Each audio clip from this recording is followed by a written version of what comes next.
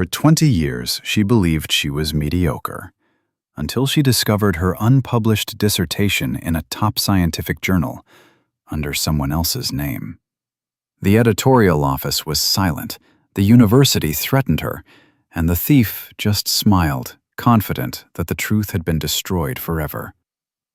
Subscribe to avoid missing new and exciting stories. Margaret Stanfield began each morning with order. Not with coffee, not with news, with rebuilding her world anew, book by book. Her fingers glided along the spines, aligning them into a perfect line. History section first, then philosophy. Each volume occupied its place like stars in the firmament, unchanging, predictable, subject to laws she herself had established. Flannel cloth gently wiped dust from the polished wood of the shelves. Her movements measured, almost ritualistic. Margaret didn't rush. Haste bred mistakes, and mistakes destroyed structure. Her bookstore, the Codex, was a temple where chaos had no right to exist. The air smelled of aged paper with its sour note, leather bindings, and the dry dust of centuries. Light from lamps beneath green shades fell upon the gilded embossing of spines, transforming them into treasures. Margaret adjusted her glasses, a habitual gesture, soothing. The grandfather clock in the corner counted seconds with a muffled, steady ticking. Every sound here was predictable. Every shadow lay where it belonged. She straightened, surveying her domain. The shelves formed narrow passages resembling the lanes of an old city. Books stood in dense rows, their spines forming a continuous text in the unfamiliar language of time. Margaret ran a finger across the tabletop of the massive dark wood desk. Not a speck of dust. The green marble paperweight sat precisely in the center. Order, control, safety. 3 pillars upon which her world had rested for the past 20 years. She had built this fortress from books and silence, so she would never again face the chaos of human betrayal. There was no room for surprises here. She set the rules. Noon brought a disruption of rhythm, the squeak of a dolly at the entrance, the heavy breathing of a delivery man. Margaret looked up from her catalog. 3 wooden crates with worn corners stood at the threshold. On each, in small handwriting, Library of Professor Pemberton. An old friend of her parents had died 2 months ago. His niece was liquidating the estate. Margaret signed the receipt and was left alone with the past. The crates smelled of mustiness and unfamiliar homes. She carefully removed the lid from the first. Beneath a layer of newspapers lay books she remembered from childhood, volumes on medieval history in worn bindings. She lifted them with cautious tenderness, as though greeting old acquaintances. The second crate opened with more difficulty. Books lay jumbled inside, without system. Someone had packed them in haste. Margaret extracted volume after volume, automatically sorting by subject. History, philosophy, art. Then suddenly her fingers struck something foreign. A smooth, glossy cover among rough spines. The smell of fresh printer's ink instead of ancient dust. An academic journal. Margaret pulled it out, frowning. University Quarterly. On the cover, beneath the headline, Scholar of the Year, a man in an expensive blazer beamed with self-satisfied smugness. Professor Archibald Bennett Orwell. Thick silver hair, warm hazel eyes, an inviting smile. Margaret stared at that face and felt a cold knot twist in her stomach. 20 years. She hadn't seen him in 20 years. Hadn't heard his name, hadn't read his work. She'd excised him from memory like cutting a rotten page from a book. But here he was again, in her shop, violating the boundaries of her sanctuary. Margaret hurled the journal onto the counter and returned to sorting the crates. She'd throw it out later. Restoring order mattered more right now. Evening painted the codex's windows in copper tones. Margaret finished cataloging the last books from Pemberton's collection. Her fingers ached from writing. She looked up and saw the journal. It lay where she'd thrown it, a glossy wound among the noble antiquity. Something compelled her to reach out and take it. Pages rustled beneath her fingers, too new, too alive. Margaret found Orwell's article, Guilds of Medieval Europe, a New Classificatory Paradigm. She began reading with the cold curiosity of an academic examining someone else's work. First paragraph, second. Familiar topic, nothing special. The third paragraph made her stop. Her breath caught. Margaret reread the sentence once, twice. This was her classification. The very one, the unique system she'd developed 22 years ago in her dissertation. 5 categories of guilds based not on craft, but on social function. She'd formulated this over years, sifted through sources, argued with herself in the silence of libraries. Her fingers went white, gripping the journal. Margaret read on, and every line was a blow. The argumentative structure, hers. The sequence of examples, hers. Even the terminology she'd invented herself because she found no equivalence in the sources. Status guilds, corporate verticality, social mobility through guild affiliation. Then she saw what left no doubt.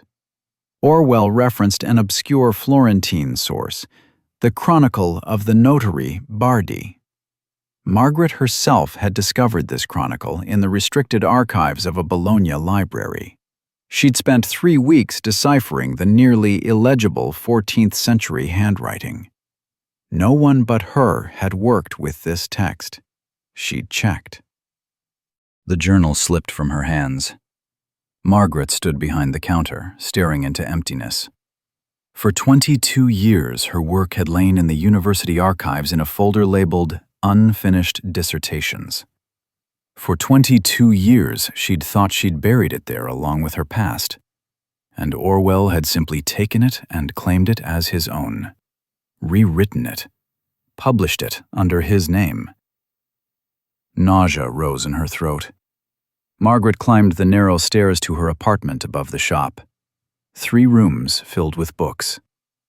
She didn't turn on the lights. She paced corner to corner in the twilight, hands clenched into fists. Memories attacked her like a flock of starving birds. The last conversation with Orwell, his office smelling of expensive tobacco. He sat at his desk, leafing through her drafts. "Maggie, dear," he'd said in that velvet voice of his, "you're talented, but the work is too raw. Interesting ideas, but lacking originality. You borrow too much from your predecessors." She'd tried to object, but he raised his hand. "Don't argue. I've been working in this field for 30 years. He dismantled her confidence brick by brick. Every meeting, every consultation was a slow murder of her self-belief. He praised minor details and destroyed what mattered most. "This has been done before. This is too obvious.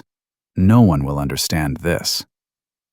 By the end of her 2nd year in the doctoral program, Margaret had stopped believing in the value of her ideas. Then came the breakdown. She hadn't slept for 3 days, trying to rewrite an entire chapter because Orwell said it was conceptually flawed. She sat down at her desk and discovered she couldn't write a single line. Her hand wouldn't obey. Thoughts scattered like sand. She sat staring at the blank page until she began to cry. Margaret stopped at the window. The city below flickered with lights. She pressed her palms against the cold glass.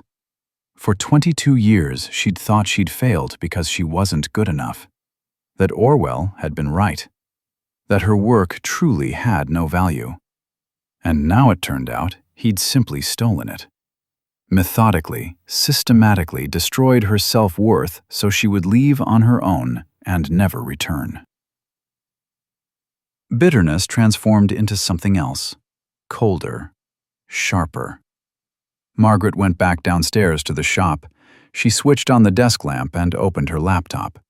The screen illuminated her face with deathly light. She found the university's official website, the contact section. Professor A.B. Orwell's email address. Her fingers hovered over the keyboard. Margaret closed her eyes, took a deep breath. Then she began typing, slowly weighing each word. No emotion, no accusations, only cold courtesy, sharp as a scalpel. Dear Professor Orwell, I read with great interest your recent publication in the University Quarterly. I noticed a striking similarity in topic and methodology to my unfinished dissertation work from 2003. I would appreciate the opportunity to discuss this curious scholarly coincidence. Respectfully, Margaret Stanfield. She reread the text 3 times, removed an extra comma, fixed the capitalization of one word. The cursor blinked over the send button. Margaret pressed it and felt something inside her shift from dead center. The stone was cast. Ripples spread across the water. In the morning, she didn't expect a reply. Orwell wasn't the type to write emails. He called at 11 o'clock when Margaret was sorting through another stack of new acquisitions. The phone rang and an unknown number appeared on the screen. She answered on the 3rd ring. "Maggie, my dear!"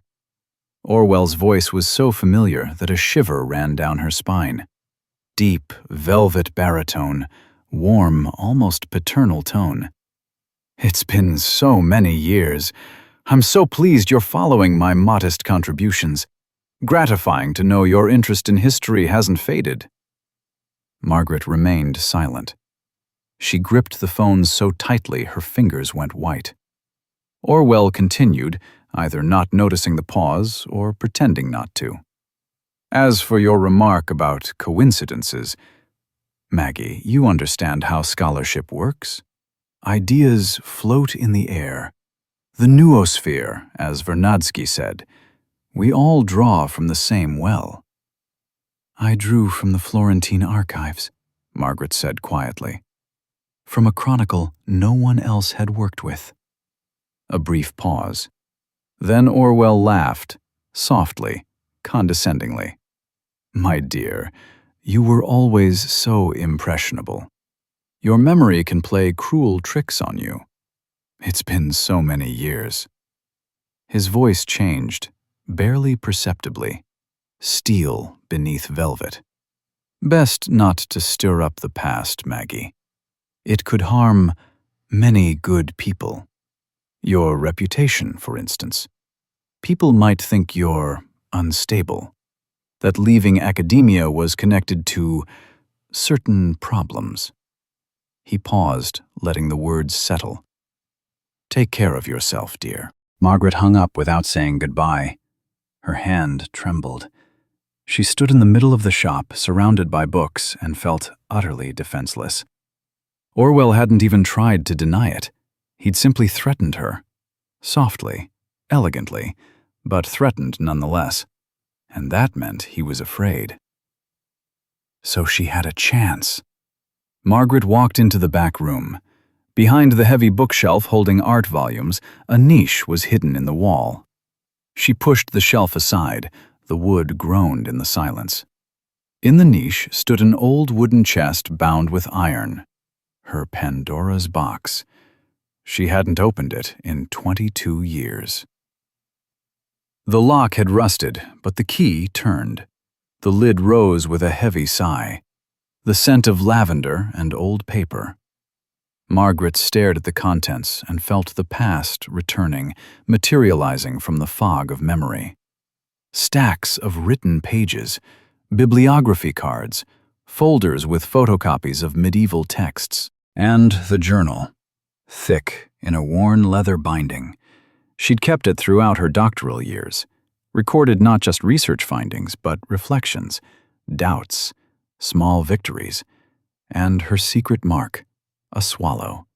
A tiny bird she'd drawn in the margins of the most important pages, a symbol of the freedom she'd sought in the academic world.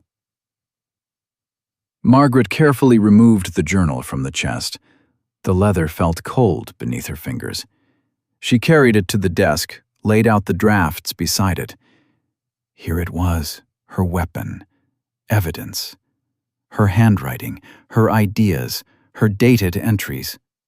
Now she just had to figure out how to use them. The door chime jangled sharply, nervously. Margaret looked up. A man entered the shop who looked like a wolf in a henhouse. Large, broad-shouldered, in an expensive dark suit that fit poorly, as though purchased in haste. Buzz-cut, heavy jaw, thick hands. He reeked of harsh cologne that overpowered the smell of old books. He didn't greet her, simply stopped at the threshold and surveyed the shop with an appraiser's eye. Margaret slowly rose from the desk. Instinct screamed danger. This man wasn't a collector, wasn't a book lover. He was here for another purpose. "I heard you've got some worthwhile stuff here," he said finally, voice low with a rasp. "For a very respected individual."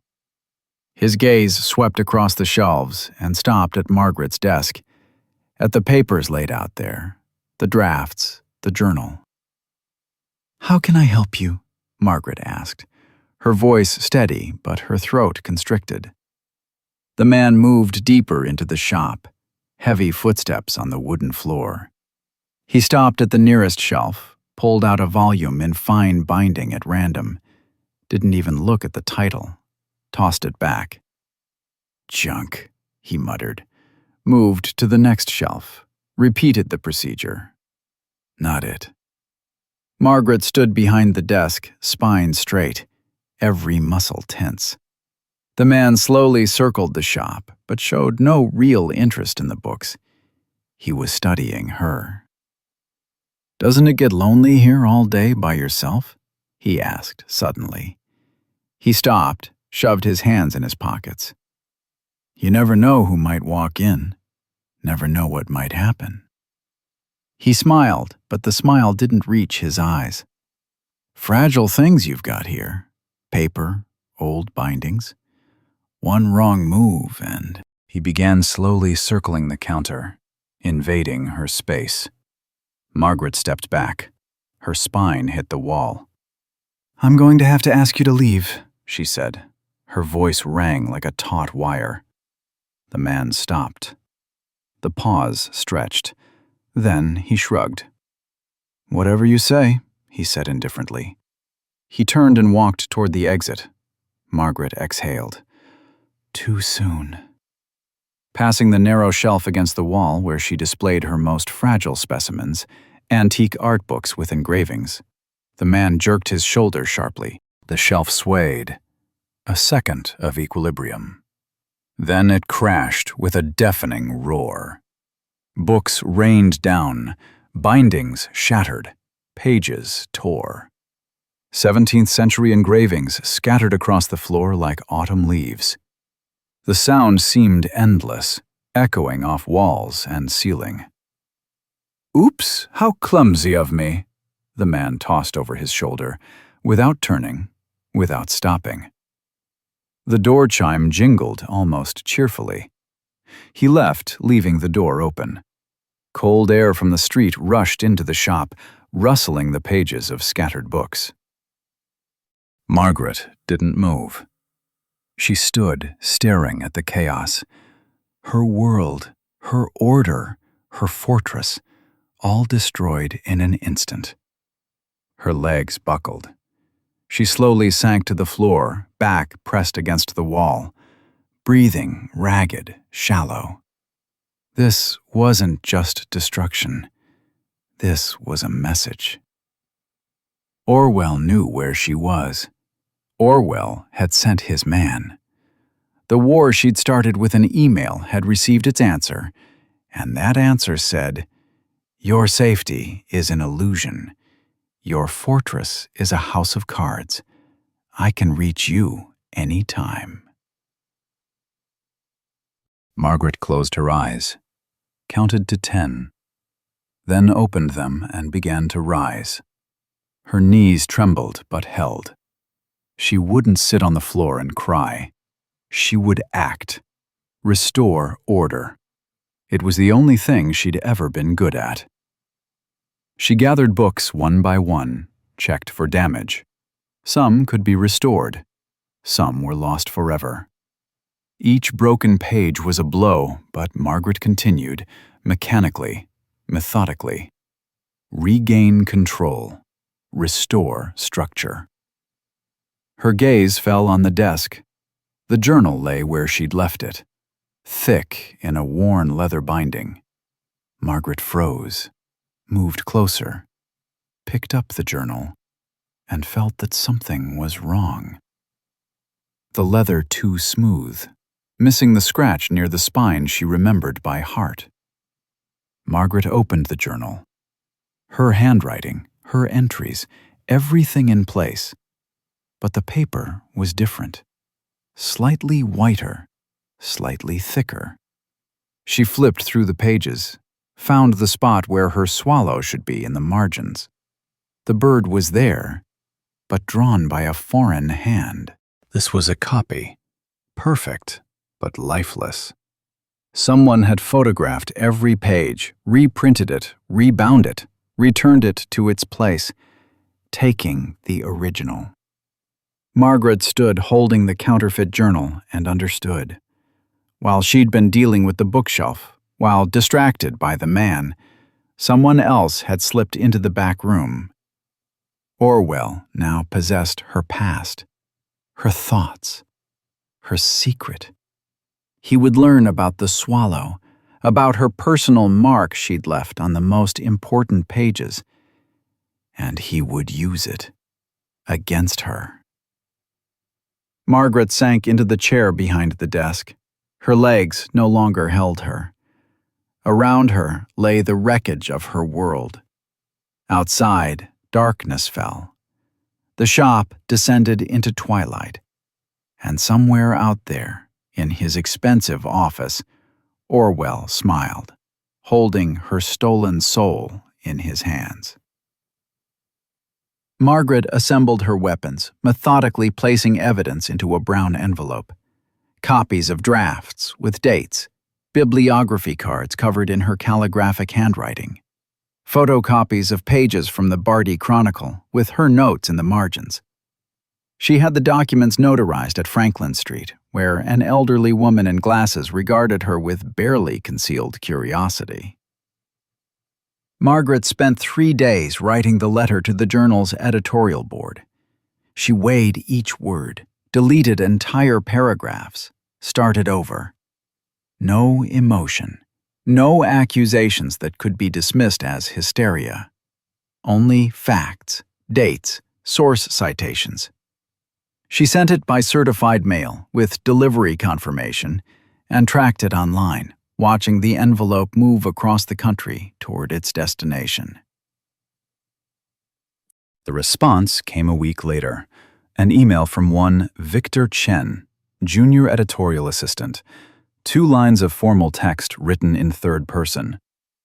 The editorial board has reviewed Ms. Stanfield's inquiry. Professor A.B. Orwell's reputation is impeccable and confirmed by decades of academic practice. The materials provided do not constitute sufficient grounds for an internal investigation. Margaret reread the letter 5 times. Each word struck her nerves like a hammer on glass. They hadn't even bothered to examine the substance, hadn't checked the dates, hadn't compared the texts. Orwell was too big a figure to touch, and she was nobody. Dust beneath his feet. She filed a complaint with the University Ethics Committee the next day. She composed the text with the same meticulousness, but her hands trembled harder. This was the last official instrument at her disposal, the last hope that the system could function, that justice existed beyond the pages of old books. The response came with indecent speed. 3 days. Margaret opened the envelope bearing the university logo, and the text swam before her eyes. The Ethics Committee, under the chairmanship of Professor William Kendrick, has reviewed the complaint. The allegation is deemed unfounded and defamatory to the honor of the university. Further such complaints will be construed as a deliberate campaign of slander. Margaret sat on the floor, right in the middle of the shop. The envelope fell from her hands. Professor Kendrick was Orwell's friend. They'd defended their doctorates together, traveled to conferences together. Of course. She should have understood. The system protects its own. She pressed her palms to her temples, trying to stop the mounting headache. That evening, Margaret was checking her email when she stumbled upon a notification from a review platform. New comment about the codex. She clicked the link without much interest. Customers usually left grateful words about rare finds. But this review was different. 1 star. Bought a rare first edition for $2,000. Discovered at home it was a fake. Owner refused to refund the money. Margaret stared at the screen. She'd never sold fakes. Never. She personally examined every book, studied the binding, paper, printer's marks. This was a lie. Brazen, shameless lie. She began typing a rebuttal, but her fingers froze over the keyboard. Below the first review, a second had already appeared. Very rude owner. Pointed out an error in the catalog. She cursed at me and threw me out of the shop. The following days turned into a nightmare. Reviews appeared every few hours. Different names, different stories, but the same pattern. The codex's rating plummeted before her eyes. Margaret tried writing responses, explaining, proving, but her voice drowned in the flood of coordinated lies. The platform algorithms didn't distinguish truth from falsehood. They only saw the quantity of negative ratings.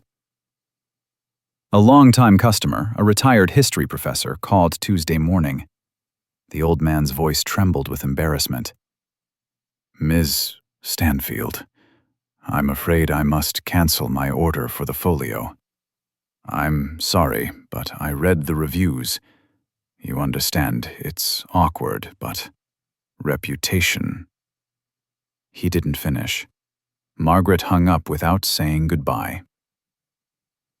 She was closing the shop at 7 in the evening when the last ray of sunlight slid across the window and died.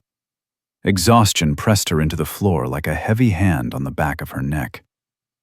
Margaret walked into the back room, checking locks and switches. She reached the rear door, extended her hand toward the bolt. Her fingers touched emptiness. The bolt was open, the door ajar by an inch, cold night air seeping through the gap. Margaret froze. Blood drained from her face, pulse hammering at her temples. She listened. The silence in the shop was absolute, thick as water. No creak of floorboards, no rustle of pages. But this silence felt alive, tense, as though someone lurked in the darkness, watching. Margaret pushed the door. The hinges squealed plaintively. She stepped inside, turned on the light. Shelves stood in their places, the register untouched, books neatly arranged on shelves. But something was wrong. The air smelled different, a trace of unfamiliar cologne, barely detectable but unmistakable. Someone had been here. She circled the shop's perimeter, checking every corner. Her heart pounded against her ribs, breathing ragged. Margaret reached the center of the room and stopped. On the floor, right on the faded Persian rug, lay a book, red to tatters, spine torn. The History of a Town by Saltykov-Shchedrin. Her personal copy, which always sat on the nightstand in her apartment upstairs. Her knees buckled. Margaret sank onto the carpet beside the book, picked it up with trembling fingers. Someone hadn't just been in the shop. He'd gone up to her apartment, walked through her bedroom, chosen this book, this one specifically, symbol of her flight from academia, that night when she'd sat reading satire about the stupidity of power while deciding what to do with her shattered life. This was a message, silent but deafening. I can enter your life whenever I want. There's no safety anywhere. Your shop, your home, it's all illusion. Margaret pressed the book to her chest and sat in the emptiness, surrounded by thousands of volumes that could no longer protect her. The next day, she tried to work. Every chime of the doorbell made her flinch. Every shadow beyond the window transformed into an observer's silhouette. Margaret adjusted her glasses every few minutes, laced her fingers together, unlaced them. Control crumbled like old paper beneath fingers. At noon, Mrs. Patterson stopped by, the neighbor from the third floor, an elderly woman in a knit shawl, always friendly. She'd bought a cookbook from Margaret last summer and had dropped by just to chat ever since. Today, her face expressed concern bordering on pity. "Margaret, dear," she began, lowering her voice to a confidential whisper, "I ran into Professor Orwell yesterday. His wife and I are in the same yoga class." Margaret froze behind the counter. The green marble paperweight chilled her palm. Mrs. Patterson continued, oblivious to her reaction. "He's so worried about you. Says you're going through a difficult time. Offered to help if you need anything. Such a noble man, isn't he?" The neighbor's smile was genuine, naive, completely unaware of what was happening. Margaret nodded, not trusting her own voice. Mrs. Patterson chatted for a few more minutes about the weather and left, trailing floral perfume. Margaret stood, gripping the marble in her hand. Orwell wasn't just spreading rumors. He was crafting a narrative. He was the caring mentor concerned about his former student's condition, and she was the unstable woman who couldn't cope with life. Something inside snapped. The fear that had locked her muscles these past days evaporated. In its place remained pure, icy fury. Margaret tore off her apron and hurled it onto the desk, grabbed her bag, ran out of the shop without even locking the door. Flagged the first cab on the corner. "The university," she told the driver. "Main building. Hurry." She sat in the back seat, fingers digging into her bag strap. The city rushed past the window in blurred streaks. Margaret no longer thought about consequences, didn't plan her words. She simply wanted to see his face, look him in the eyes, speak the truth aloud so people would hear, even if no one believed her, even if it changed nothing. The university greeted her with the cold gleam of glass facades. Margaret walked past the security guard at the entrance, ignoring his shout. She remembered these corridors. 22 years hadn't erased them from memory. She walked through service passages, cutting through, bypassing elevators and main halls. Her footsteps echoed off marble walls. She saw him emerging from a conference room surrounded by young faculty members. Orwell smiled broadly, genially, telling some story. His voice carried down the corridor, deep, velvet, full of confidence. Margaret stopped 10 yards from the group, drew air into her lungs. "Orwell!" Her voice slammed against the walls, bounced off the ceiling, filled the space. The professor and his entourage froze, heads turned. Margaret moved forward, closing the distance. Her face was pale as paper, but her eyes burned with a steely shine. She didn't scream. She spoke loudly, clearly, packing every word with years of pain. "You're a thief. You stole my work 22 years ago. You stole my life. You destroyed my reputation so I could never fight back. She stopped a single step from Orwell, staring straight into his face. People were already gathering around them, drawn by the commotion. Students, faculty, staff.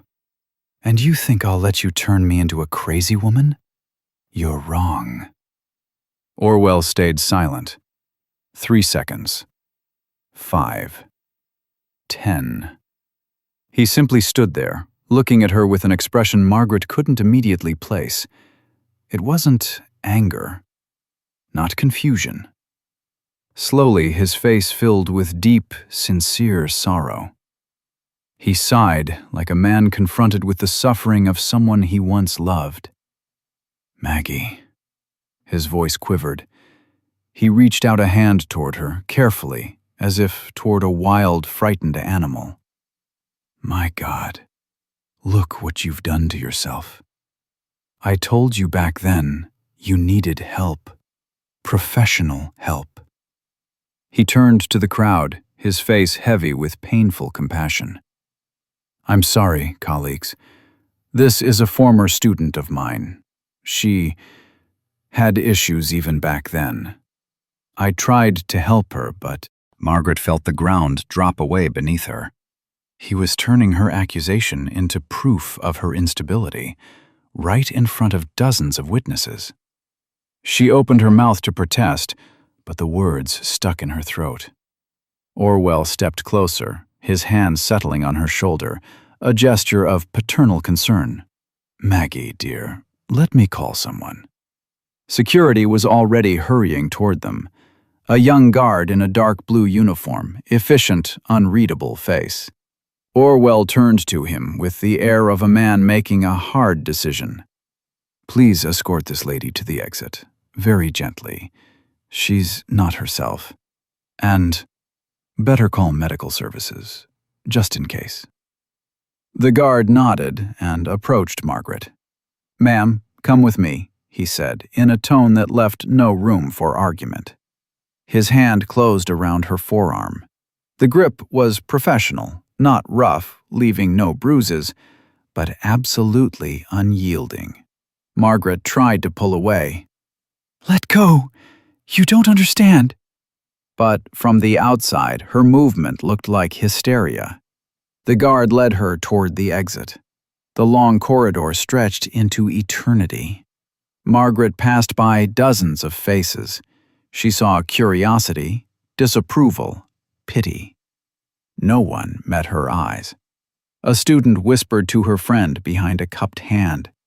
An older professor shook his head with an expression that said, So this is what envy does to people. They brought her out through the main entrance.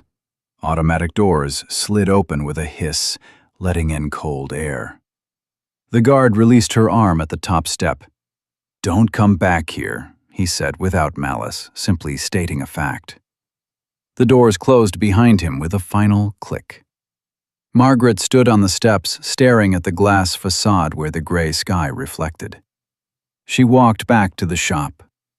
The bus felt too cramped, a cab too bright. She moved along familiar streets without seeing them. People stepped aside, sensing something wrong in her frozen face.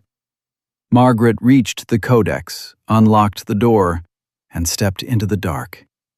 She didn't turn on the lights. She sat in the old leather armchair in the back room, the same one where she'd found the book, stared into nothing, unblinking. Somewhere far off, the grandfather clock ticked. Street sounds reached her, muffled, as if through water.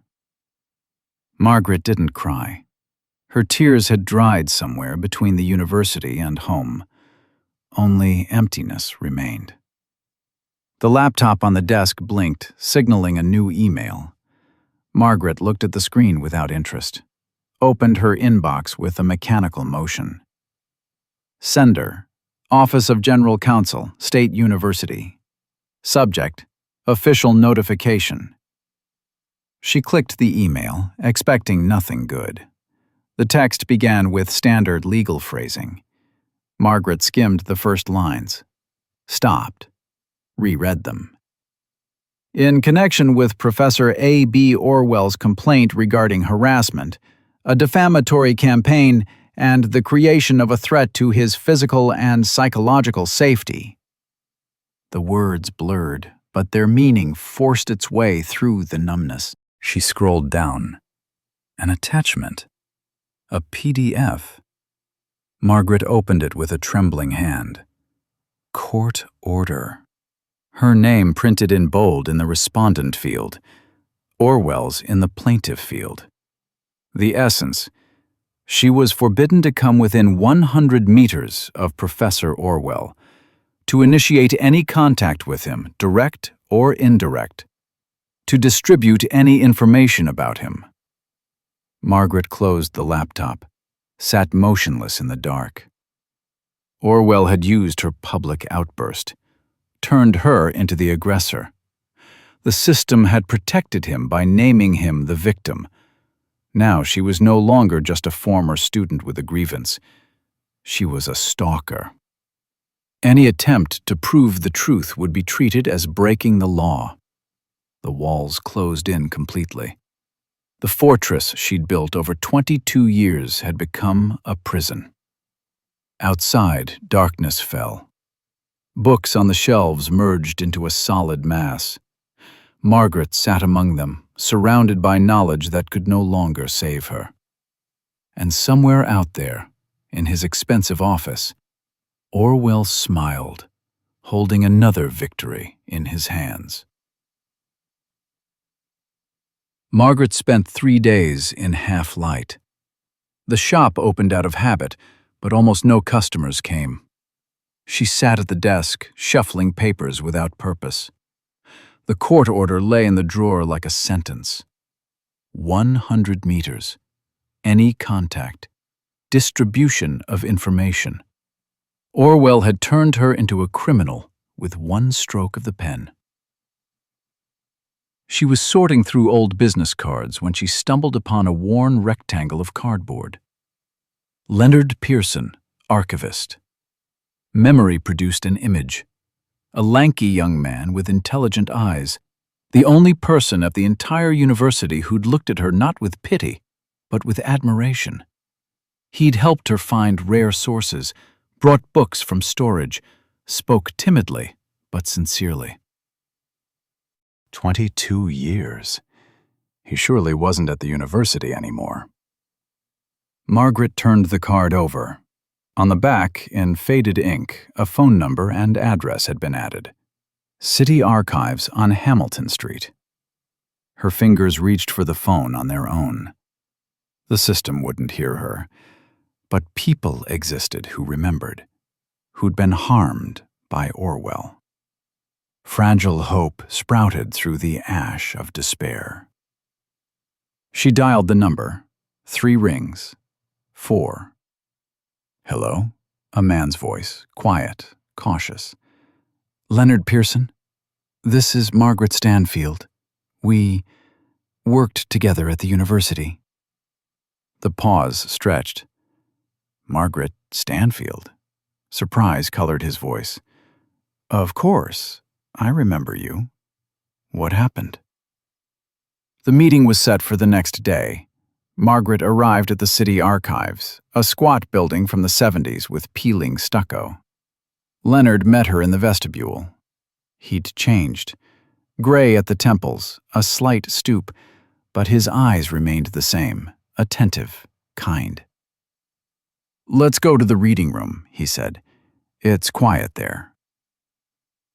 They sat at a corner table beneath the yellow light of a desk lamp. Margaret told the story in an even voice, not letting emotion break through. The article, the call, the rejections, the harassment, the break-in, the humiliation at the university, the restraining order. Leonard listened, fingers laced. When she finished, his jaw clenched. I always knew Orwell was scum, he said quietly, but his voice rang with icy fury. He destroyed my career 6 years ago. I refused to participate in one of his grant schemes. He set me up, accused me of stealing documents. I was fired without references. Couldn't find work in my field for 3 years. Margaret looked at him, and something inside her resonated with his story. They were both victims of the same predator.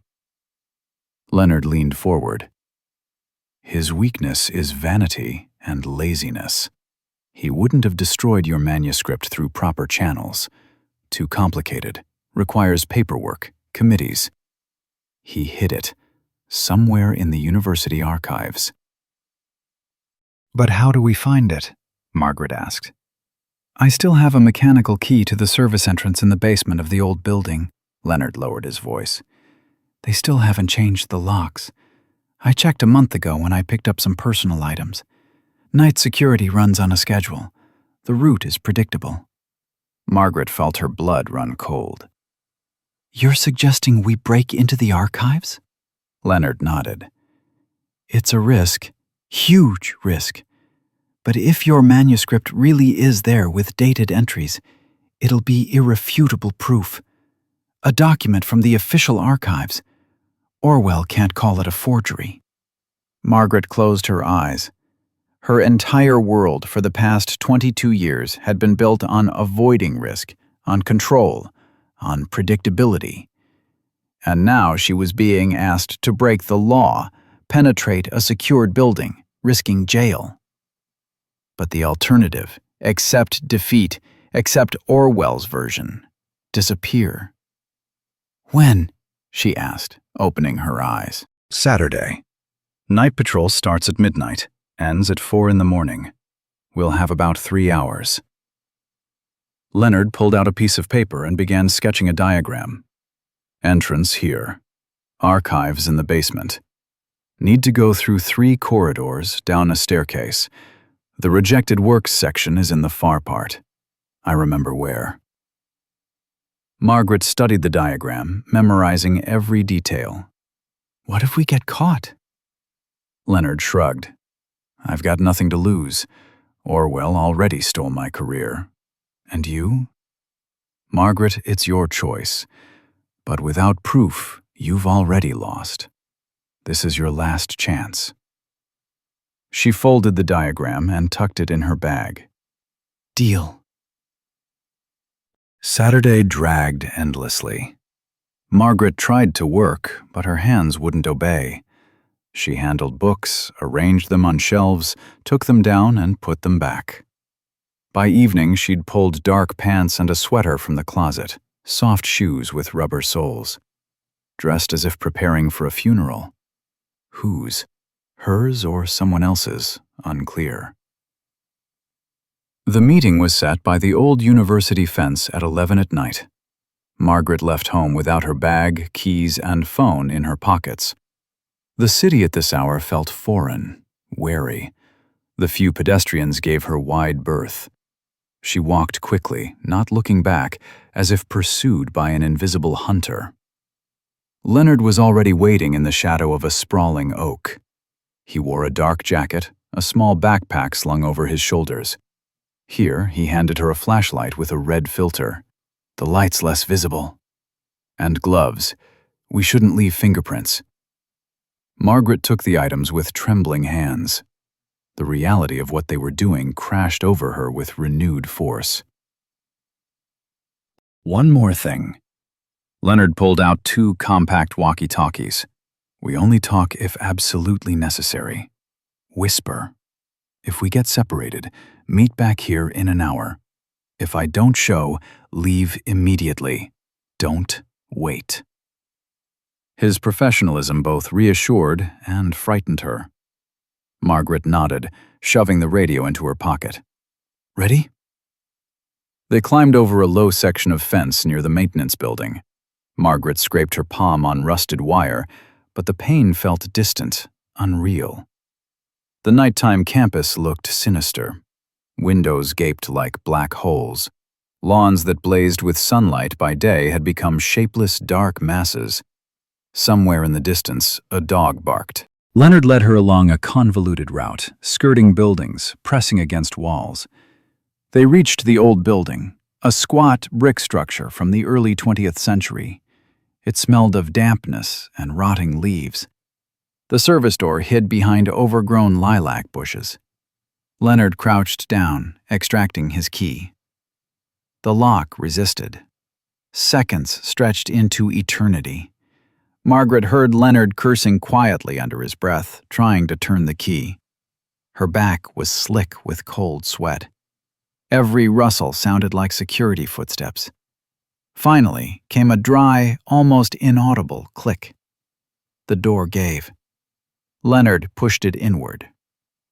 They stepped into absolute darkness. Leonard closed the door behind them, and Margaret felt buried alive.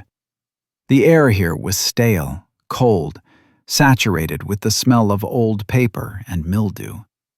Leonard switched on his flashlight. The red beam pulled a narrow corridor with peeling paint from the blackness.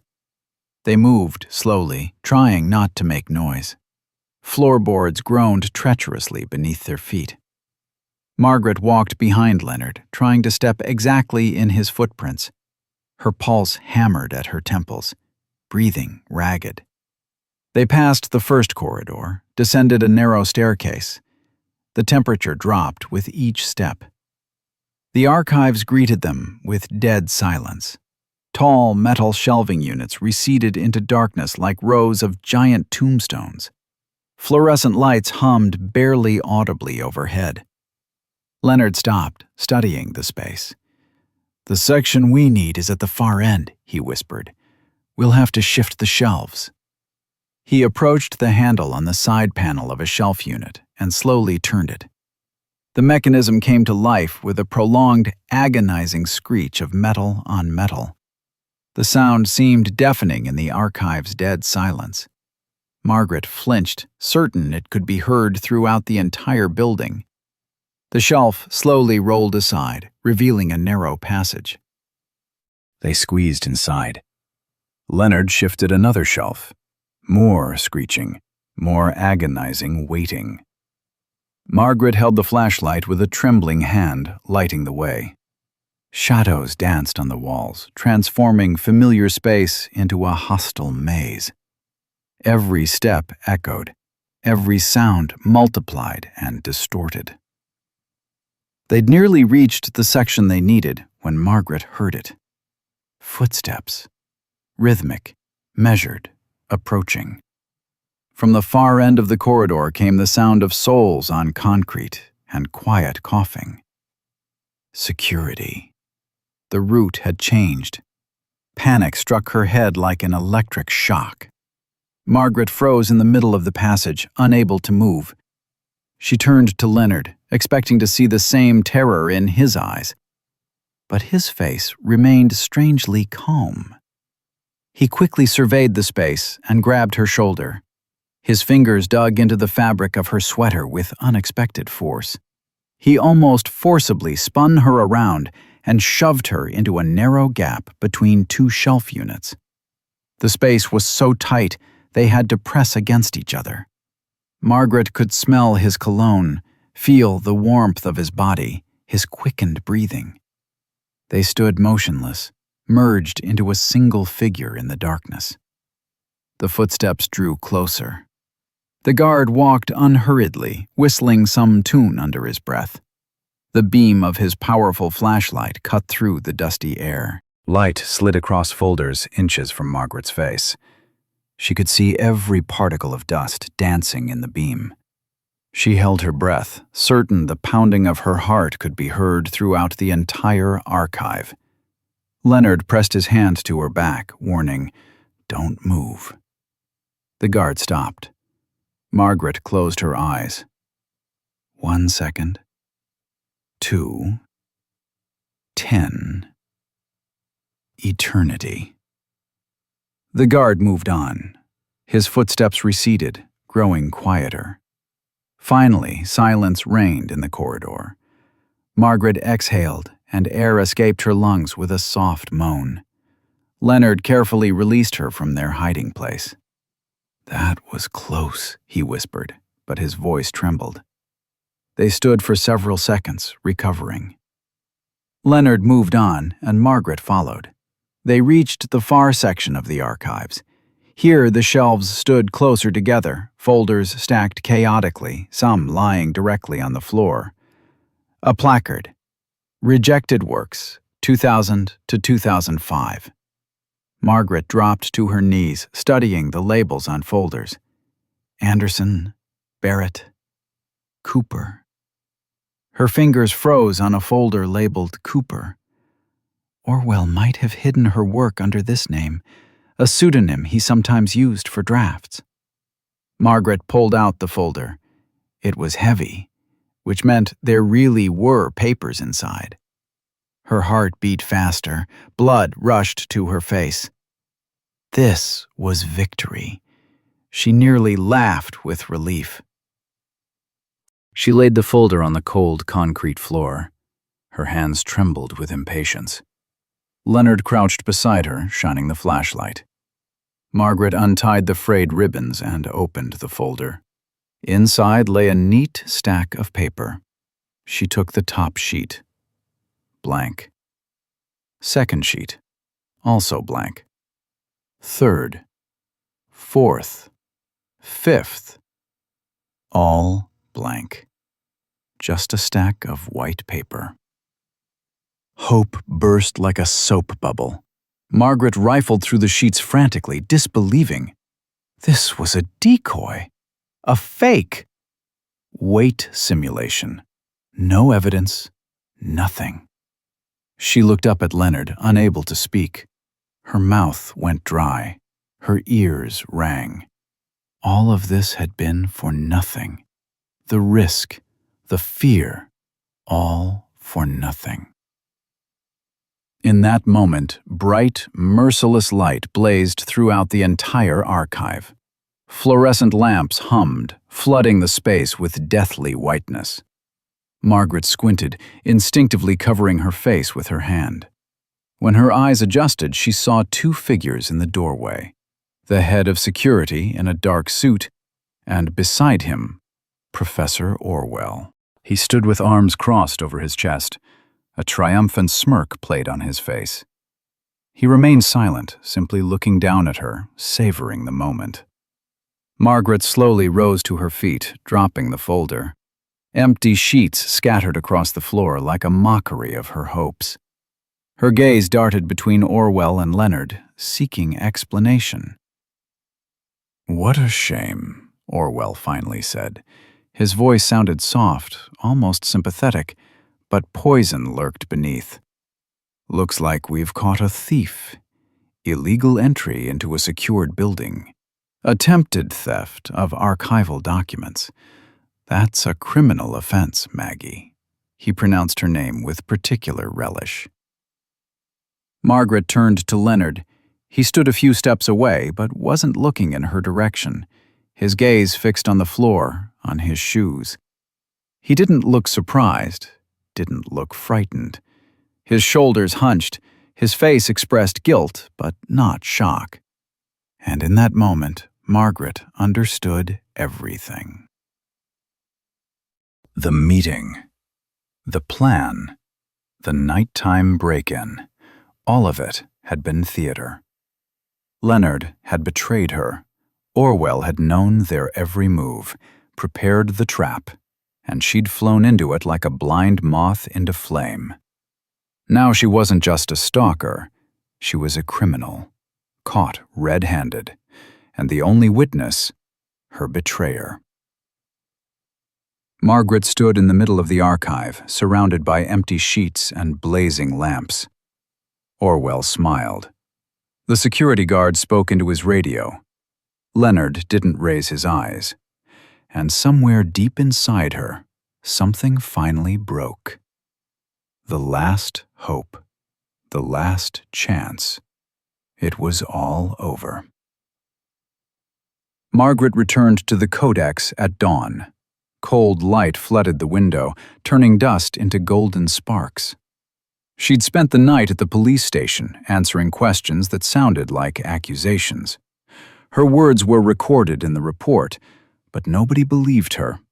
She was the criminal. Orwell was the victim. The system had rendered its verdict. The shop greeted her with the smell of old paper and silence. Margaret walked between the shelves, touching book spines. Her army, her fortress, defeated in battle. She sat at the massive desk, laid her palms on the cold wood. The green marble paperweight lay where she'd left it, unchanging, useless. She pulled a closed sign from the drawer and hung it on the door, then returned to the desk, took a sheet of paper, and wrote one word: "For sale." The letters came out even, calligraphic as always. Even defeat she formatted with meticulousness. Margaret placed the sheet in a visible spot and stared at it with a long, empty gaze. The next 3 days passed in mechanical stupor. Margaret packed books into cardboard boxes. Each volume was a farewell. She dismantled shelf after shelf, sorting by value, by era, by subject. Work she'd loved had become a burial rite.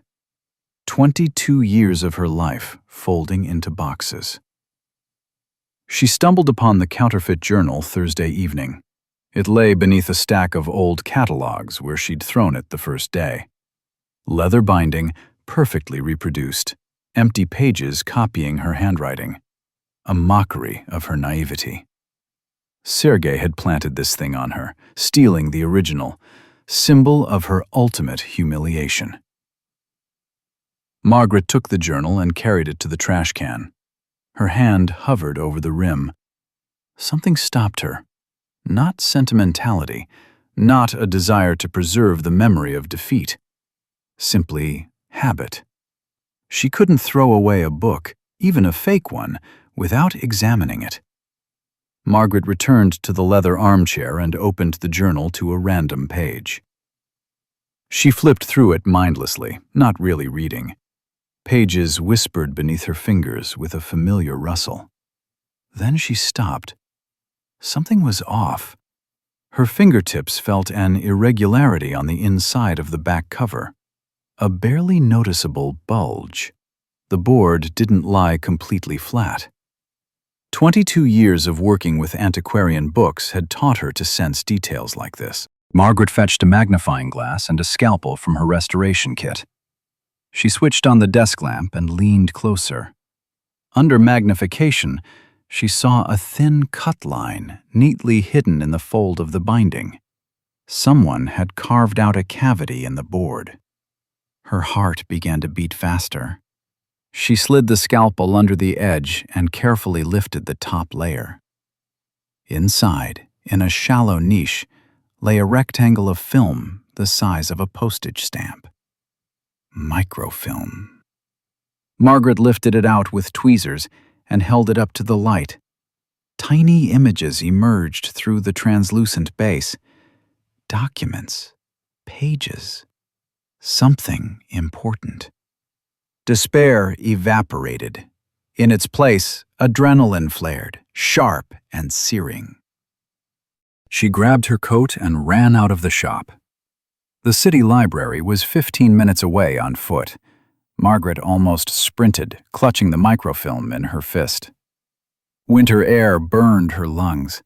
Passers-by turned to look at the rushing woman. She didn't notice.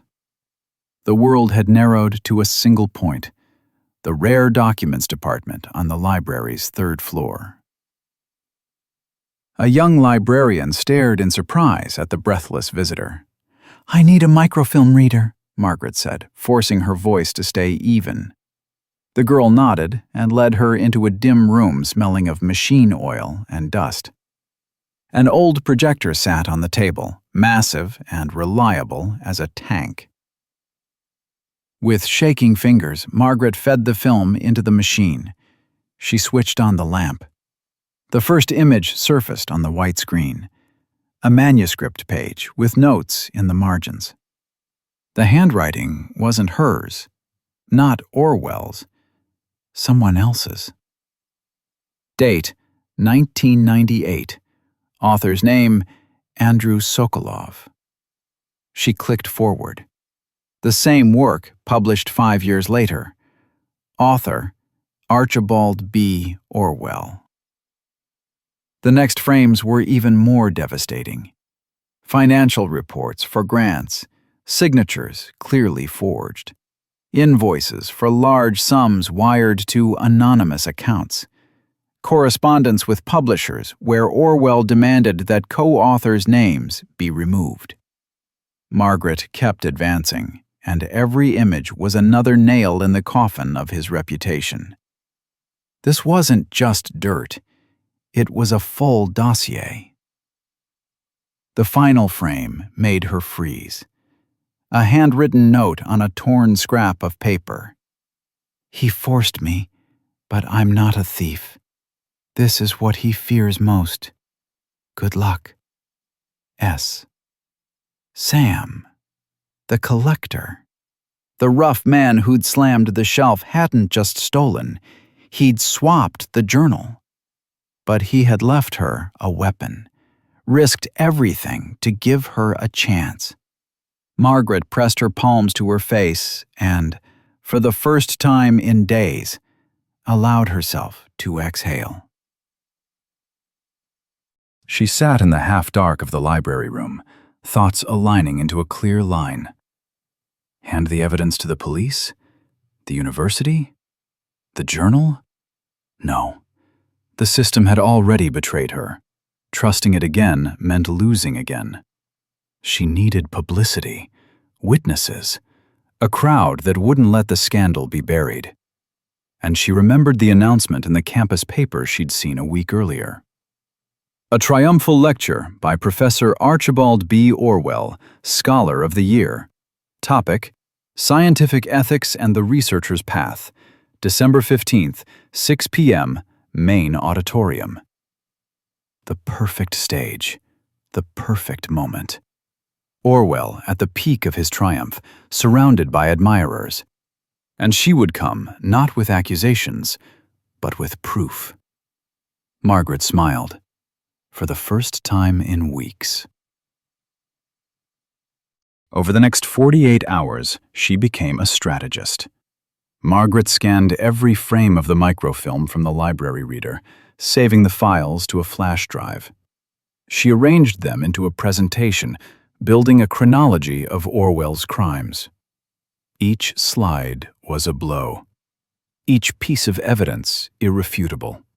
She worked methodically, meticulously, with the cold fury of a surgeon. She thought of Victor, a computer science student she'd helped 2 years earlier to find a rare book for his senior thesis. She called him. "Victor, I need your help with a project. Technical side only. Getting a presentation onto the main screen in a university auditorium." He agreed instantly, not even asking why. A debt repaid. Margaret rehearsed her speech in front of the mirror. The words had to be precise, concise, free of emotion. The facts would speak for themselves. She spoke the phrases aloud, adjusting her tone. Her voice grew firmer, more assured. She was no longer defending herself. She was going on the offensive. The fear was gone. Only resolve remained, cold and relentless. She took from the chest that same page of her manuscript. 22 years ago she had written it, decorating the margins with a tiny swallow. Her secret sign. Her signature in the world of big ideas. Margaret scanned the page and placed it at the very start of the presentation. That would be the first strike. Psychological. Personal. Before exposing the evidence against him, she would show the truth about herself. On December 15th, Margaret dressed in a crisp navy blouse and black slacks. No jewelry except her grandmother's locket. Her hair pulled into a tight bun, glasses spotless. She studied her reflection and saw a stranger. Strong. Ready. A warrior walking into a final battle. Victor met her at the service entrance of the university, a lanky student with a laptop tucked under his arm. "Everything's set," he whispered. "I'm hooked into the auditorium system. On your signal, The presentation goes to the main screen. They won't even know where it came from." Margaret nodded. "Thank you. Wait for my cue." He slipped back into the stream of students. The auditorium was packed. Margaret entered and took a seat in the last row by the aisle. From there, she had a clear view of the stage. The lights were dimmed, spotlights aimed at the lectern. Behind it loomed a huge screen, black for now, like a mirror. People around her murmured, speculating about the upcoming lecture. No one noticed the pale woman in severe clothes. Orwell stepped onto the stage to applause. He looked every inch the victor. Expensive tweed blazer, silver hair perfectly styled, genial smile. He bowed, moved to the lectern, swept the hall with a warm, paternal gaze.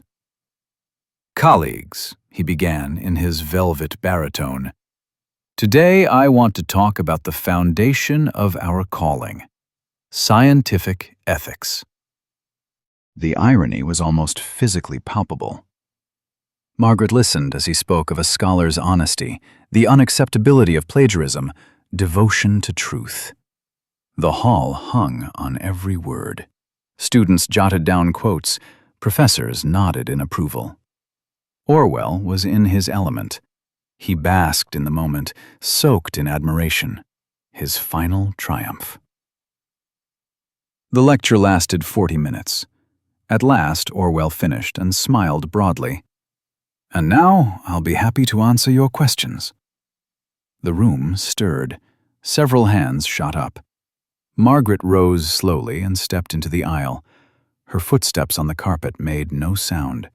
She walked down to the floor microphone. She took it in her hand. The metal was cold. The chill seeped into her palm, but it also steadied her. "Professor Orwell," she said, and her voice carried through the auditorium. Orwell turned toward her. He recognized her. His face froze for a heartbeat, then softened into a patronizing smile. "Yes, colleague?" "You've been speaking about the uniqueness of an author's style," Margaret continued in an even tone. "Tell me, do you have your own unique mark with which you sign your work?" Orwell shrugged lightly. "Every scholar has a distinct intellectual signature. It forms over years." Margaret raised her hand, stopping him. "Because this work," she nodded to Victor, "has a signature. Mine." Behind Orwell, the screen burst to life.